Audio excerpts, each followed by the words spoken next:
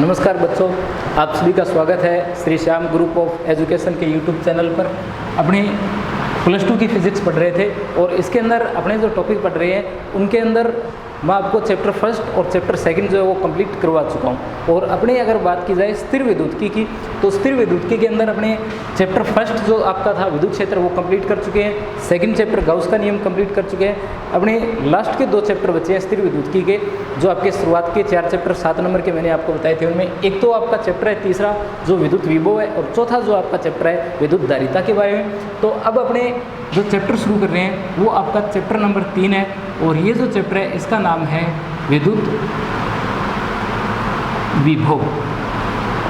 विद्युत विभव और एनसीईआरटी के अंदर ये आपका चैप्टर सेकंड रहता है। जो शुरुआत के 2 चैप्टर उनको फर्स्ट चैप्टर के अंदर रखा गया है और इसे चैप्टर सेकंड के अंदर रखा गया है। पर आपका जो राजस्थान बोर्ड है इसके अंदर इसे चैप्टर थर्ड के अंदर रखा गया है और चैप्टर का नाम है विद्युत विभव। तो अपने सबसे पहले बात कर लेते हैं इस चैप्टर के बारे में। तो चैप्टर की अगर बात करें हमने तो ये चैप्टर विभव के बारे में आपको बताता है। ठीक है, विभव वही है जो आप लोगों ने छोटी क्लासों में पढ़ा है। तो सबसे पहले आपके चैप्टर की जो शुरुआत होती है वो शुरुआत होती है विद्युत स्थितिज ऊर्जा से। चैप्टर की शुरुआत होती है विद्युत स्थितिज ऊर्जा से। तो सबसे पहले तो आपको ये देखना है कि विद्युत स्थितिज ऊर्जा जो है ये क्या होती है। तो स्थितिज ऊर्जा जो है उसके बारे में तो आप सभी जानते हो। तो सबसे पहले अपने मान लेते हैं कि आपके पास में कोई एक आवेश है और आवेश कितना है, Q है। इस आवेश की वजह से आपको पता है कि एक आवेश जो होता है वो अपने चारों ओर क्या करता है, एक क्षेत्र उत्पन्न करता है। अगर अन्य आवेश इस क्षेत्र के अंदर आता है तो ये क्या करेगा, उस पर बल आरोपित करेगा। तो इस आवेश Q के चारों ओर क्या है, एक क्षेत्र है। और यहाँ से स्मॉल r दूरी पर कोई एक पॉइंट P है जहाँ पर क्या रखा हुआ है, एक परीक्षण आवेश रखा हुआ है Q0। ठीक है, आपको क्या करना है, आपको इस पॉइंट P पर विद्युत क्षेत्र, ये विद्युत स्थितिज ऊर्जा जो है इसका मान आप लोगों को ज्ञात करना है। तो सबसे पहले अगर अपनी बात करें पॉइंट O लिख देता हूँ मैं। पॉइंट O पर जो आपका आवेश Q रखा हुआ है, इस आवेश के चारों ओर क्या उत्पन्न हो गया, एक विद्युत क्षेत्र उत्पन्न हो गया।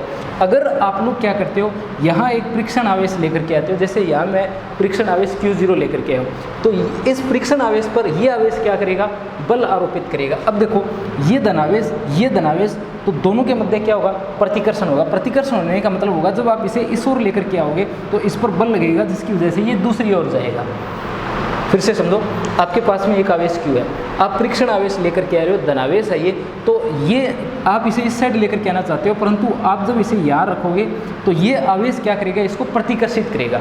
क्या करेगा, प्रतिकर्षित करेगा। इस पर एक बल लगेगा जिससे ये क्या होगा, इससे दूसरी ओर विस्थापित होगा। अब आपको क्या करना है, आपको यहाँ लिखना है इस तरीके से कि आपके यहाँ पर क्या लग रहा है, एक बल लग रहा है। बल कितना, F वेक्टर लग रहा है, F E लिख देता हूँ विद्युत क्षेत्र के लिए, इलेक्ट्रिक फील्ड। और किसकी इक्वल, Q0 E वेक्टर की इक्वल। F वेक्टर किसकी इक्वल है, Q0 E वेक्टर की। E वेक्टर क्या है, इस आवेश Q की वजह से उत्पन्न विद्युत क्षेत्र है, और Q0 ये परीक्षण आवेश है, और ये इस पर क्या लग रहा है, बल लग रहा है। ठीक है, आप लोगों को क्या करना है, आप लोग इसे पॉइंट A से पॉइंट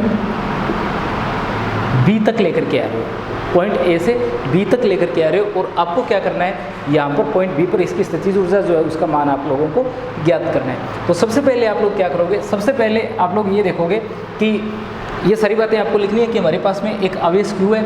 ठीक है, ये पॉइंट O पर रखा हुआ है और एक अन्य आवेश पॉइंट P पर है Q0। इस पॉइंट P पर जो आपने Q0 आवेश रखा है, इस आवेश पर जो पॉइंट O पर आवेश Q रखा हुआ है, ये आवेश क्या कर रहा है, प्रतिकर्षण बल आरोपित कर रहा है, जिससे ये प्रतिकर्षण के कारण इसे दूसरी ओर विस्थापित हो जाएगा। ये किस ओर जाना शुरू कर देगा, ये पॉइंट A की ओर जाना शुरू कर देगा। कितने बल से, F vector equal Q0 E vector से। तो अब आप लोग क्या करोगे, अब आप लोग इसके बाहर से इसके ऊपर लगाओगे बल, यानी आप लोगों को अब क्या करना पड़ेगा, अब आप लोगों को इसके ऊपर लगाना पड़ेगा बाहर से बल, यानी F एक्सटर्नल, बाह्य बल आरोपित कर रहे हो आप, F बाह्य या एक्सटर्नल। F वेक्टर एक्सटर्नल आप लोग आरोपित करके इसे क्या कर रहे हो, वापस से इसकी प्रारंभिक पोजीशन पर या पॉइंट B पर आप लोग इसे लेकर के आ रहे हो। यानी आप लोग क्या कर रहे हो, इसके विपरीत दिशा में बराबर परिमाण का बल आरोपित कर रहे हो, ठीक है। और कौन सा बल आरोपित कर रहे हो? बाह्य बल आरोपित कर रहे हो। तो कार्य की अगर बात की जाए तो कार्य WAB, ए से बी तक आप लोग क्या कर रहे हो? कार्य करवा रहे हो, क्योंकि ये पॉइंट पी पर रखा हुआ था, यहाँ से ये विस्थापित होकर ए पर चला गया। अब आप ए से बी की ओर इसे लेकर के आ रहे हो, तो कितना कार्य करोगे? WAB किसके इक्वल? ये F vector external dot DR vector के, ठीक है। और समाकलन कहाँ से कहाँ तक? ए से बी तक इसका समाकलन। अब देखो, आप लोगों को मैंने बताया है कि आप लोग इस बल के विपरीत दिशा में क्या कर रहे हो? एक्सटर्नल बल जो है वो आरोपित कर रहे हो। इसका मतलब ये हुआ कि जो आप लोगों ने बल लगाया है F एक्सटर्नल, ये किसके विपरीत दिशा में है? ये इस बल FE वेक्टर की विपरीत दिशा में। एक तो बराबर है इसके परिमाण में, दूसरा विपरीत दिशा में है, तो क्या लगेगा? साथ में माइनस लगेगा। तो यहाँ क्या आएगा? यहाँ आएगा माइनस का ए से बी और FE वेक्टर डॉट DR, ठीक है। किसके इक्वल? माइनस का F vector dot DR vector. देखो यहाँ पर मैं आपको एक बात और बताऊंगा, जब ये टॉपिक थोड़ा आगे चलेगा तब बताऊंगा वो बात मैं आपको। तो ये WAB किसके इक्वल है? माइनस के ABF vector dot DR vector के इक्वल है। माइनस क्यों है? क्योंकि ये जो बल है इसके विपरीत दिशा में ये बल जो है विद्युत क्षेत्र वाला कार्य कर रहा है, ठीक है। अब देखो, आप लोग FE वेक्टर की अगर बात करो तो FE वेक्टर का मान आप लोगों ने क्या रखा है? आप लोगों ने FE वेक्टर का मान रखा है Q0 E वेक्टर। ये देखो यहाँ कितना रखा है? Q0 E वेक्टर रखा है। और ये मान आप लोग यहाँ क्या कर सकते हो? रख सकते हो। तो ये क्या बनेगा? ये बनेगा WAB इक्वल माइनस का A से B Q0 E वेक्टर। देखो Q0 आवेश है, ये तो अदिश राशि है, तो E vector dot DR vector ये आएगा। यहाँ से आप लोग क्या लिख सकते हो? अगर थोड़ा नीचे की ओर लिखूँ तो WAB इक्वल माइनस का AB, Q0 को बाहर की ओर रख दो और ये बनता है E vector dot DR vector. ये कार्य है A से B तक लेकर के जाने में। A से B तक लाने में कितना कार्य किया? माइनस का Q0 समाकलन A से B E vector dot DR vector अपने कार्य किया। अब देखो, ये कार्य जो है किसके इक्वल है? आपको पता है कार्य जो है वो ऊर्जा का ही एक रूप है, या ऊर्जा जो है वो कार्य का ही क्या होती है? एक रूप होती है। कार्य करने की जो क्षमता होती है उसे अपने क्या बोलते हैं? ऊर्जा बोलते हैं। ये आपके पास में किसका मान है? ये आपके पास में कार्य का मान है, ठीक है। और ऊर्जा की अगर बात की जाए तो आपको पता है कि कार्य करने की क्षमता को अपने क्या बोलते हैं? ऊर्जा बोलते हैं। तो यहाँ से आप लोग ये जो आपने WAB लिखा है, क्या लिखा है? WAB लिखा है, इसे आप लोग डेल U लिख सकते हो। डेल U स्थितिज ऊर्जा। यहाँ जो ऊर्जा है किस रूप में? स्थितिज ऊर्जा के रूप में। और स्थितिज ऊर्जा आप लोग क्या लिखोगे? आप लोग लिखोगे UB माइनस UA, यानी इसकी अंतिम जो पोजीशन होने वाली है, जो पोजीशन B होने वाली है, और इसकी जो प्रारंभिक पोजीशन अभी है वो कौन सी है? A है। तो प्रारंभिक पोजीशन और अंतिम पोजीशन, इन दोनों की ऊर्जाओं का अंतर UB माइनस UA किसके इक्वल है? डेल U के इक्वल है, इसकी स्थितिज ऊर्जा के इक्वल है, ठीक है। किसके इक्वल आ जाएगा अभी ये? इस समाकलन से आप लोग लिख सकते हो माइनस के Q0 और A से B E vector dot DR vector इसके इक्वल आ जाएगा। तो ये किसका फॉर्मूला आ गया? ऊर्जा का। यानी आप लोग डेल U क्या लिख सकते हो? Del U equal UB minus UA और किसके इक्वल? माइनस के Q0 A से B E vector dot DR vector के, इसके इक्वल लिख सकते हो, ठीक है। दूसरा देखो, अगर आपका पॉइंट A, अगर ये पॉइंट A कहाँ पर होता? अनंत पर होता। A कहाँ पर होता? अनंत पर होता। तो इसी लाइन को आप लोग लिखते del U equal UB minus U अनंत और समाकलन फिर कहाँ से कहाँ तक? अनंत से B तक और E vector dot DR vector आप लोग लिख देते। और अनंत पर स्थितिज ऊर्जा कितनी होती है? 0 होती है। क्यों? क्योंकि स्थितिज ऊर्जा है स्थिति की वजह से। स्थिति की वजह से इसलिए कि यहाँ इसकी स्थितिज ऊर्जा क्यों है? पॉइंट A पर पॉइंट B पर स्थितिज ऊर्जा क्यों है? क्योंकि ये आवेश क्या कर रहा है? इस पर बल आरोपित कर रहा है, ठीक है। ये आवेश इस पर क्या कर रहा है? बल आरोपित कर रहा है, और इस बल की वजह से क्या है? इसकी यहाँ पर स्थितिज ऊर्जा है। अगर यहाँ बल आरोपित नहीं होता तो यहाँ इसकी स्थितिज ऊर्जा भी नहीं होती। अगर ये पॉइंट A चला जाता अनंत पर, एक कहाँ चला जाता, अनंत पर चला जाता, तो वहाँ बल लगाने वाला कोई नहीं होता, और बल लगाने वाला अगर वहाँ कोई नहीं होता तो अनंत पर स्थितिज ऊर्जा का मान कितना हो जाता, 0। तो आप लोग ये लाइन यहाँ पर लिखोगे कि अनंत पर स्थितिज ऊर्जा का मान कितना होता है, 0 होता है। क्यों होता है? क्योंकि वहाँ पर बल आरोपित करने वाला कोई नहीं होता है, ठीक है, यानी कोई नहीं होता जिसके विरुद्ध आप लोग कार्य करो, या कोई नहीं होता जो वहाँ पर बल लगाए। तो अब देखो आप लोग इसे लिखोगे del U equal U B minus का 0 माइनस का Q0 और अनंत से B और E vector dot dr vector. ये आपके पास में किसका मान आ गया? ये मान आ गया आपके पास में विद्युत स्थितिज ऊर्जा का, ठीक है। या ये किसका मान है? ये मान है कार्य का, WAB का मान यहाँ तक है, और ये जो आपने मान लिखा है ये वाला मान किसका है? अनंत, और W अनंत और B का मान है, ठीक है। A से B तक कार्य का, और ये W अनंत से B तक कार्य का। इसे भी आप लोग ये लिख सकते हो W अनंत से B तक किए गए कार्य का। तो किए गए कार्य का मान या विद्युत स्थितिज ऊर्जा का मान अगर आप लोगों से पूछा जाए तो इस टॉपिक को आपको इस तरीके से सोल्व करते हुए इस जगह पर लेकर के आना है, ठीक है। अब सुनो काम की बात। यहाँ मैंने आपको बताया है कि आप लोग क्या कर रहे हो, यहाँ आप लोगों ने बोला है कि यहाँ पर ये जो बल लग रहा है F वेक्टर, ये क्यों लग रहा है? ये लग रहा है इस आवेश Q के विद्युत क्षेत्र की वजह से। ये जो आवेश Q है इसके विद्युत क्षेत्र की वजह से ये हो रहा है यहाँ पर प्रतिकर्षित, ये इस ओर खिसकता जा रहा है। तो इसके विपरीत दिशा में अपने क्या किया है? बाह्य कार्य किया है, और अपने इसे सोल्व करते हुए यहाँ पर पहुँचा दिया है। अगर आप लोग इसे माइनस लेते और इसे किसका लेते? प्लस का लेते, यानी आप लोग इसे सोल्व कर रहे थे, इसे आप प्लस का लेते और इसे आप लोग माइनस का लेते, तो ये टर्म घूम करके जो माइनस में आ रही है वो किस में आ जाती? प्लस में आ जाती। परंतु आप लोग जब विभव ज्ञात करते तो उस समय जब विभव का फॉर्मूला आप लोग लिखते तो वहाँ पहले से ही आपको क्या लगाना पड़ता? माइनस लगाना पड़ता, ठीक है। जब विभव ज्ञात करेंगे तो और बताऊँगा मैं आपको, पर आपको ये टॉपिक ऐसे ही सोल्व करना है जैसे मैंने किया हुआ है। आप लोग लिखोगे WAB इक्वल A से B F vector external dot dr vector equal समाकलन A से B minus FE vector dot dr vector. F vector जो है किसके इक्वल? Q E वेक्टर के। ये मान इसमें पुट किया, ये लाइन आएगी, यहाँ से Q0 कॉमन, और ये स्टेप फिर ये आएगा। अगर अनंत पर होता तो ये सारी बातें यहाँ पर आ जाती, ठीक है। अब जो आपका टॉपिक आता है वो आता है विद्युत विभव और विभवांतर।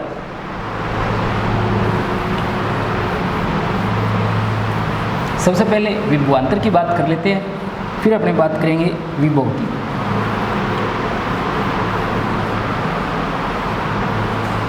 तो अपना जो टॉपिक है वो है विद्युत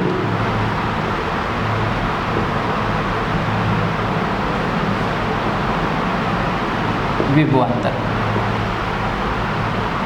विभवांतर तो विभवांतर का मतलब देखो, जैसा कि आप लोग 10वीं क्लास के अंदर पढ़ कर के आए हो, एक आपके पास में विभव होता है, एक विभवांतर होता है, और 11वीं क्लास के अंदर भी आप लोगों ने गुरुत्वीय विभव के बारे में जरूर पढ़ा है।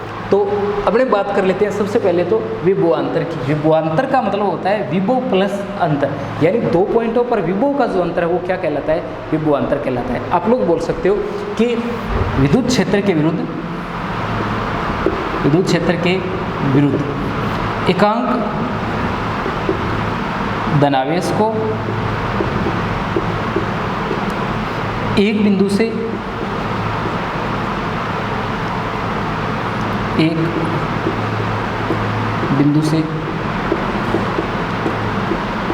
दूसरे बिंदु तक लेकर जाने में किया गया कार्य क्या कहलाता है? विद्युत विभवांतर कहलाता है। आप लोग बोल सकते हो एकांक धनावेश को विद्युत क्षेत्र के विरुद्ध एक बिंदु से दूसरे बिंदु की ओर लेकर जाने में किया गया कार्य क्या कहलाता है? विद्युत विभवांतर कहलाता है। तो ध्यान रखना, विभवांतर और विभव में थोड़ा सा फर्क होता है। विभवांतर की जब भी बात की जाएगी तो आपको चलना पड़ेगा एक बिंदु से दूसरे बिंदु की ओर, ठीक है। यानी विभवांतर में जब कार्य की आप लोग बात करोगे तो आपको चलना पड़ेगा एक बिंदु से दूसरे बिंदु की ओर, तब ये कार्य आएगा। और किसको लेकर के जाना है? एकांक धनावेश को लेकर के जाना है। और ये बात जरूर ऐड करना आप लोग कि विद्युत क्षेत्र के विरुद्ध लेकर के जाना है। और इन सभी को मिलाकर के आप लोग क्या कर दोगे? विभवांतर की परिभाषा लिख दोगे। यानी आप लोग लिख सकते हो एकांक धनावेश को विद्युत क्षेत्र के विरुद्ध एक बिंदु से दूसरे बिंदु की ओर लेकर के जाने में किया गया कार्य क्या कहलाता है? विद्युत विभवांतर कहलाता है। यहाँ से शुरू करो तो क्या बोलोगे? विद्युत क्षेत्र के विरुद्ध एकांक धनावेश को एक बिंदु से दूसरे बिंदु की ओर लेकर के जाने में किया गया कार्य क्या कहलाता है? विद्युत विभवांतर कहलाता है। यानी आपको क्या करना है, विभवांतर की बात करनी है, डेल वी जो है उसका मान आपको ज्ञात करना है। तो विभवांतर की जब भी बात करोगे तो आपको बात करनी पड़ेगी V B minus V A की, V B minus V A की। दोनों पॉइंटों पर आपको क्या करना है, विभवांतर ज्ञात करना है। और किसके इक्वल? डब्ल्यू ए से बी के अपोन में आवेश क्यू 0 के इक्वल। तो ये किसका सूत्र है? ये आपके पास में विभवांतर का सूत्र है। ठीक है, यहाँ से आप लोग देख सकते हो। देखो सीधा सीधा अगर इसको छोड़ करके फॉर्मूला लिखूँ तो आप लोगों ने ये पढ़ा है V equal W upon Q 0। ये फॉर्मूला आप लोगों ने जरूर पढ़ा होगा, V equal W upon Q 0। यहाँ क्यू 0 इक्वल अगर कितना हो, 1 हो, तो V किसके इक्वल? W के इक्वल। यानी एकांक धनावेश को एक बिंदु से दूसरे बिंदु की ओर लेकर के जाने में किया गया कार्य क्या कहलाता है? विद्युत विभवांतर कहलाता है। परंतु अगर सही परिभाषा लिखेंगे तो अपने इसे इस रूप में लिखेंगे V B minus V A equal W A B upon Q 0। यानी अपने ये दर्शाएंगे ये पॉइंट ए बी है, अपने पॉइंट ए से बी की ओर जा रहे हैं, तब अपने जो कार्य करेंगे वो क्या आएगा? विद्युत विभवांतर आएगा। तो ये आपके पास में विभवांतर का सूत्र है। दूसरा देखो, यहाँ से अगर आप लोग लिखना चाहो, यानी विभवांतर को अगर आप लोग लिखना चाहो तो डब्ल्यू ए बी का मान आपके पास में ज़रूर होगा। यहाँ ये देखो, ये किसका मान आपके पास में? डब्ल्यू ए बी का। तो यहाँ लिख सकते हो माइनस का क्यू 0 ई vector dot D R vector और ए से बी तक भाग में क्यू 0 और ये क्यू 0 कैंसिल। तो अब ये जो मान आएगा क्या आएगा? ये आएगा V B minus V A equal minus का E vector dot D R vector और कहाँ से कहाँ तक? ए से बी तक। ठीक है, तो विभव की बात करेंगे तो यहाँ से क्या हट जाएगा? ये जो Q0 लिखा हुआ है, ये Q0 जब विभव की बात की जाएगी तो यहाँ से क्या हो जाएगा? हट जाएगा और ये सूत्र बन जाएगा V B minus V A equal minus का ए से B E vector dot D R vector. देखो ये V लिखा हुआ है, ये U लिखा हुआ है। ठीक है, ये U स्थितिज ऊर्जा के लिए और V जो है वो विभव के लिए यहाँ पर मैंने लिखा है। तो दो पॉइंटों की बात कर रहे हैं, इसलिए क्या बोलेंगे यहाँ पर? विभवांतर बोलेंगे। तो ये सूत्र भी आप लोगों को इसका जरूर याद रखना है कि V B minus V A equal minus A से B E vector dot D R vector. ठीक है, अगर आप लोगों के टॉपिक आता है एग्जाम में कि आप लोग क्या करोगे? विद्युत विभव का मान ज्ञात करोगे, किसकी सहायता से? विद्युत क्षेत्र की सहायता से। तब आप लोग इस टॉपिक को स्थितिज ऊर्जा तक सोल्व करोगे और फिर आप लोग ये जो लाइनें हैं ये लिख करके इसे बदल दोगे। दूसरा यहाँ पर देखो, अगर आपसे पूछा जाए विभव के बारे में,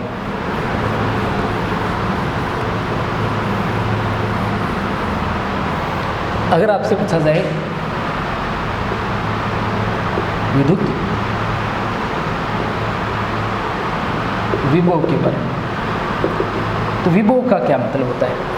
आपने जो काम ए से बी तक किया था वही काम अब आपको कहाँ से कहाँ तक करना है? वो आपको अनंत से किसी बिंदु तक करना है।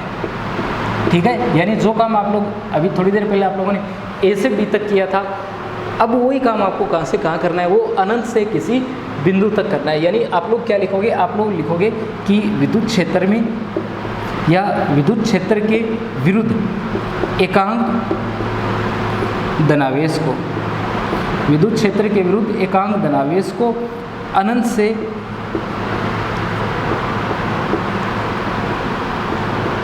किसी बिंदु तक, अनंत से किसी बिंदु तक लेकर के आने में किया गया कार्य क्या कहलाता है? आपका विद्युत विभव कहलाता है। ठीक है, यानी आप लोग क्या बोलोगे कि विद्युत क्षेत्र के विरुद्ध एकांक धनावेश को अनंत से किसी बिंदु तक लेकर के आने में किया गया कार्य क्या कहलाएगा? विद्युत विभव कहलाएगा। अब देखो यहाँ पर दो बातें याद रखनी है। अगर आप लोग आ रहे हो ए से बी, तब तो ये क्या बन जाता है? तब तो ये बन जाता है विभवांतर। और अगर आप लोग आ रहे हो अनंत से किसी बिंदु तक, यानी अनंत से बी तक आप लोग आ रहे हो, तब ये क्या बन जाता है? ये पॉइंट बन जाता है विभव। ठीक है, यानी कुल मिलाकर के आपको ज्ञात तो दोनों ही पॉइंटों पर विभव करना होता है और विभव ज्ञात करने पर जब आप उनका अंतर ज्ञात कर लेते हो तो वो क्या कहलाता है? विभवांतर कहलाता है। तो आप लोग क्या बोलोगे विभव में कि विद्युत क्षेत्र के विरुद्ध एकांक धनावेश को अनंत से किसी बिंदु तक लेकर के आने में किया गया कार्य या विस्थापित करने में किया गया कार्य क्या कहलाता है? विद्युत विभव कहलाता है। यानी आप लोग लिखोगे डेल वी से अगर लिखो तो ये बनेगा वी बी माइनस का वी अनंत और किसके इक्वल, ये बनता है डब्लू अनंत से बी और क्यू जीरो के इक्वल। या आप लोग लिख सकते हो वी बी माइनस वी अनंत और डब्लू ए बी का मान, डब्लू अनंत बी का मान, डब्लू अनंत बी का मान आपका ये, ठीक है, ये किसका मान है, अनंत बी का मान है। तो इसे आपने लिखा माइनस का क्यू जीरो अनंत से B E vector dot D R vector upon में क्यू जीरो, और यहाँ से क्यू जीरो क्या हो जाता है, निरस्त हो जाता है। तो ये बनता है वी बी माइनस वी अनंत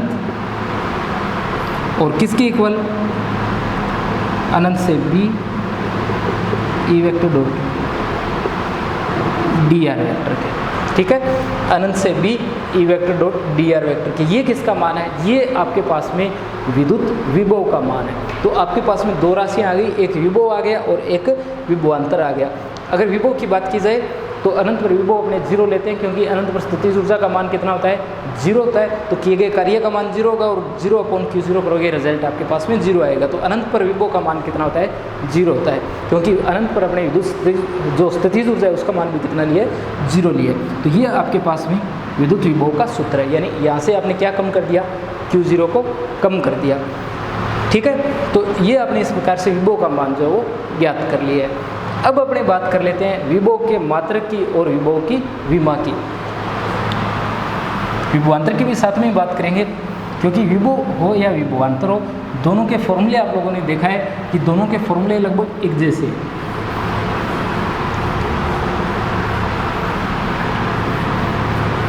तो देखो, चाहे विभव हो या विभवांतर हो, यानी आपके पास में चाहे विभव हो या विभवांतर हो, दोनों के अगर मात्रकों की बात की जाए तो आप लोगों ने फॉर्मूला कॉमन लिखा है दोनों के लिए, W upon Q zero. Formula क्या लिखा है आपने, W अपॉन क्यू जीरो, यानी आपने क्या किया है, कार्य में आवेश का भाग दिया है। ठीक है, देखो यहाँ पर ये मैंने कोई विभव और विभवांतर का फॉर्मूला नहीं लिखा है, यहाँ पर मैं सिर्फ आपको इसका मात्रक और विमा बताने के लिए ये लिखा हुआ है कि कार्य बटे आवेश, ये हम लोगों ने यहाँ पर काम किया है। तो अगर यहाँ से विभव और विभवांतर दोनों के मात्रक की बात की जाए तो दोनों का मात्रक, दोनों की विमाएँ जो है वो एक समान होते हैं, और किसके बराबर, जूल पर कुलाम के बराबर। क्यों, क्योंकि कार्य का मात्रक जूल होता है, आवेश का मात्रक क्या होता है, कुलाम होता है। तो जूल पर कुलाम, जूल पर कुलाम, ये किसका मात्रक है, ये विभव या विभवांतर का मात्रक है। तो आप लोग लिख सकते हैं यहाँ से कि विभव या विभवांतर दोनों का मात्रक क्या होता है, जूल पर कुलाम होता है। और इसे क्या बोला जाता है, इसे बोला जाता है वोल्ट। जूल पर कुलाम को क्या बोला जाता है, इसे बोला जाता है वोल्ट। तो जूल पर कुलाम को अपने वोल्ट कहते हैं। और देखो, ये एग्जाम में एक बार प्रश्न पूछा गया था कि जूल पर कुलाम किसका मात्रक है।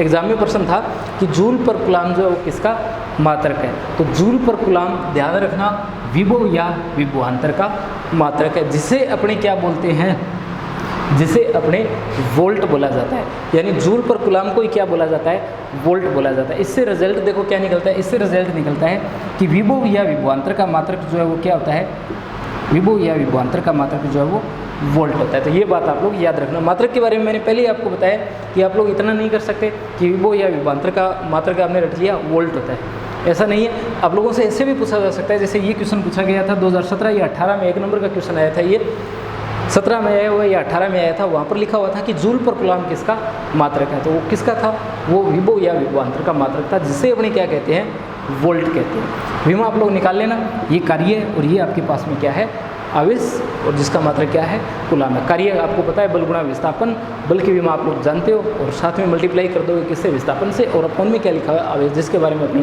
काफ़ी बातें कर चुके हैं। तो इस प्रकार से आप लोग इसका मात्रक लिख सकते हैं। दूसरा, ES यू के अंदर और EN यू के अंदर, यानी इलेक्ट्रोस्टेट यूनिट के अंदर अगर बात की जाए तो इलेक्ट्रोस्टेट यूनिट स्थिर विद्युत मात्रक। तो स्थिर विद्युत मात्रक इसका होता है स्टेट वोल्ट, और ENU मात्रक होता है एब वोल्ट। तो ESU मात्रक इसका स्टेट वोल्ट और EMU मात्रक इसका एब वोल्ट। इसे ESU मात्रक को स्टेट वोल्ट बोलते हैं, वोल्ट लिखा हुआ है ये, और EMU को एब वोल्ट बोलते हैं। EMU electromagnet unit, electromagnet unit, और एक होता है इलेक्ट्रोस्टेट यूनिट, ठीक है, स्थिर विद्युत मात्रक और चुंबकत्व मात्रक, स्टेट वोल्ट और एब वोल्ट। और सीधा अगर मात्रक पूछा जाए तो आपको क्या बताना है, वोल्ट होता है, किसके बराबर है ये, जूल पर कूलाम के बराबर है। तो ये अपने कुछ एक बातें थी इसके विभव और विभवांतर के मात्रक और विमाओं के बारे में। अब देखो, अब अपने आगे बात करते हैं, अपने बात कर लेते हैं पृथ्वी के विभव के बारे में। एक छोटा सा टॉपिक है अपने ये, पृथ्वी का विभव, इसके बारे में आप लोगों को जानना जरूरी है, ठीक है। देखो, पृथ्वी के अगर विभव की बात की जाए तो पृथ्वी का आकार काफ़ी बड़ा है, ये आप सभी को पता है कि पृथ्वी का आकार जो वो काफ़ी बड़ा है। अगर आप लोग पृथ्वी को आवेश की कुछ मात्रा दे देते हो या पृथ्वी से आवेश की कुछ मात्रा ले लेते हो तो इसके आवेश में या इसके विभव में किसी प्रकार का कोई परिवर्तन नहीं आता है। क्यों? क्योंकि पृथ्वी का आकार काफ़ी ज़्यादा बड़ा है। अगर इसे कुछ आवेश दे दिया जाए या इससे कुछ आवेश ले लिया जाए तो इसके मान में किसी भी प्रकार का कोई परिवर्तन नहीं आता है। अगर बात करें पृथ्वी के विभव की तो पृथ्वी का विभव जो है वो अपने क्या मानते हैं, पृथ्वी का विभव अपने शून्य मानते हैं। पृथ्वी का विभव कितना मानते हैं, शून्य। ध्यान रखना, ये भी इंपॉर्टेंट बात है कि पृथ्वी का विभव कितना माना जाता है, शून्य माना जाता है। आगे धारिता के बारे में पढ़ेंगे, बाद में पढ़ेंगे, पहले अभी ये ध्यान रखो कि पृथ्वी का विभव जो है वो कितना माना जाता है, शून्य माना जाता है। ध्यान रखना, पृथ्वी का विभव शून्य माना जाता है, ठीक है। धारिता की बात अभी नहीं करेंगे। ध्यान रखना कि पृथ्वी का विभव कितना माना जाता है, शून्य माना जाता है। जिसका विभव ज़्यादा होता है, जिसका विभव पृथ्वी से ज़्यादा होता है उसे अपने धनात्मक विभव मान लेते हैं। जिसका विभव पृथ्वी के विभव से कम होता है उसे अपने ऋणात्मक विभव मान लेते हैं। यानी जिसका विभव पृथ्वी से ज़्यादा उसे धनात्मक विभव मान लेते हैं, जिसका विभव पृथ्वी से कम उसे ऋणात्मक विभव अपने मान लेते हैं। अगर पृथ्वी की बात की जाए तो मैंने आपको बताया कि पृथ्वी का आकार काफ़ी बड़ा है। अगर इसे आवेश दें या आवेश लें तो इसके मान में कोई फर्क नहीं पड़ेगा। जैसे ये आपके पास में कोई एक चालक है और ये निशान होता है पृथ्वी से जोड़ने का। अगर ये किस प्रकार का है, अगर ये धनावेशित है, किस प्रकार का है, धनावेशित है, तो आपने यहाँ क्या कर दिया, इसे पृथ्वी से जोड़ दिया। तो आपको पता है कि जैसे ही आप धनावेशित को क्या करते हो, पृथ्वी से जोड़ते हो तो ये फिर से क्या बन जाता है, उदासीन बन जाता है या निरावेशित हो जाता है। यानी धनावेश को जब आप पृथ्वी से जोड़ते हो तो ये क्या हो जाता है, निरावेशित हो जाता है। इसका आवेश जो है वो क्या हो जाता है, समाप्त हो जाता है। क्यों हो जाता है, देखो ये धनावेशित क्यों है, ये धनावेशित इसलिए क्योंकि इसने क्या कर रखा है, जो इलेक्ट्रॉन है इन इलेक्ट्रॉनों का त्याग कर रखा है। तो पृथ्वी क्या करेगी, जितने इलेक्ट्रॉनों का इसने त्याग कर रखा है उतने इलेक्ट्रॉन इसे फिर से दे देगी। ये धनावेशित क्यों है, क्योंकि इसने इलेक्ट्रॉन त्याग रखे हैं। कोई धनावेश कब बनता है, जब वो इलेक्ट्रॉन त्यागता है। तो पृथ्वी से जोड़ते ही पृथ्वी क्या करेगी, जितने इलेक्ट्रॉन उसने त्याग रखे हैं उतने इलेक्ट्रॉन इसे फिर से दे देगी और ये फिर से क्या हो जाएगा, निरावेशित हो जाएगा। इसी प्रकार से अगर ये होता ऋणात्मक, क्या होता है, ये ऋणात्मक होता है और आप लोग इसे क्या करते, पृथ्वी से जोड़ देते। तो कोई भी ऋणावेशित क्यों है, कोई भी ऋणावेशित क्यों होता है, कोई भी ऋणावेशित इसलिए होता है क्योंकि वो क्या कर चुका होता है, इलेक्ट्रॉन ग्रहण कर चुका होता है। ठीक है, कोई भी ऋणावेशित क्यों है, क्योंकि इसने इलेक्ट्रॉन क्या कर रखे हैं, ग्रहण कर रखे हैं। अगर आप लोग इसे पृथ्वी से जोड़ देते तो जितने इलेक्ट्रॉन इसने ग्रहण कर रखे हैं वो कहाँ चले जाते, पृथ्वी में चले जाते और ये फिर से क्या हो जाता, निरावेशित हो जाता। ठीक है, तो इन बातों का ध्यान रखना कि पृथ्वी का विभव कितना मानते हैं, अपने शून्य मानते हैं। पृथ्वी का विभव कितना माना जाता है, शून्य माना जाता है। दूसरा, पृथ्वी का विभव जो है, पृथ्वी के सापेक्ष अगर किसी का विभव ज़्यादा है तो उसे अपने धनात्मक विभव मानते हैं। अगर पृथ्वी के सापेक्ष विभव कम है तो उसे अपने ऋणात्मक मानते हैं। और ऋणावेश हो चाहे धनावेश हो, दोनों को भी अगर चाहे धनात्मक हो चाहे ऋणात्मक हो, अगर दोनों को पृथ्वी के साथ जोड़ दोगे तो दोनों के दोनों क्या हो जाते हैं, अनावेशित हो जाते हैं।